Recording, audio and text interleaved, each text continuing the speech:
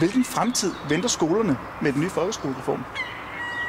Jeg tænker, der venter en fremtid, hvor vi er tvunget til at tage livtag med nogle af de meget klassiske opfattelser af, hvad skole er, og hvad god skole er.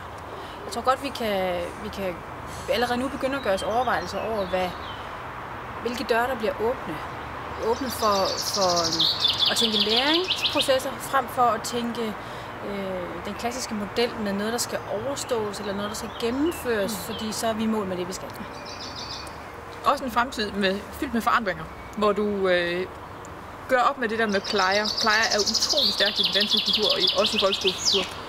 Og plejer bliver svært at føre videre efter folkeskolereformen. Jeg også bruge pædagogerne langt mere, end vi gør i dag. Tænk anderledes. Inddragende pædagogiske team. Hvilken rolle spiller skolelederne, institutionslederne, forvaltningscheferne i implementeringen af en folkeskolereform? Jeg tænker, som udgangspunkt, så skal det være der, de visionære billeder, sætninger, ord, tanker skal starte. Vi skal være tydelige på, hvad det er, vi kunne tænke os. Ikke nødvendigvis om 2 år, eller inden skolereformen bliver startet op, men med skolereformen i tasken, hvilke muligheder har vi så? Også målet skal være klart. Ja. Det skal være tydeligt klart. Vi skal helt klart have dem alle sammen på banen for at få lærerne med, for at få eleverne med, og også for at få forældrene med, for de spiller alle sammen en rolle, men det er skoleledere og højere, der skal tage det første step. Hvad kan I gøre for, at implementeringen bliver en succes? Jeg tænker, at vi skal være meget opmærksom på, at vi skal være i tæt dialog.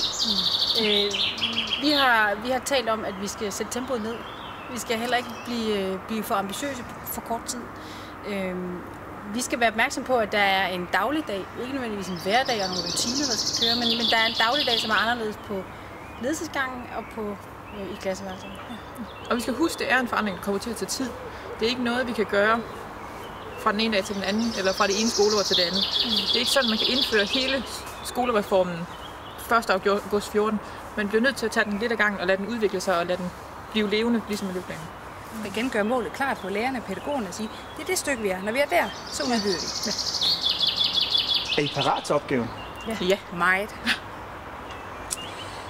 Hvad er jeres vigtigste budskaber til lederne ude i folkeskolen i dag?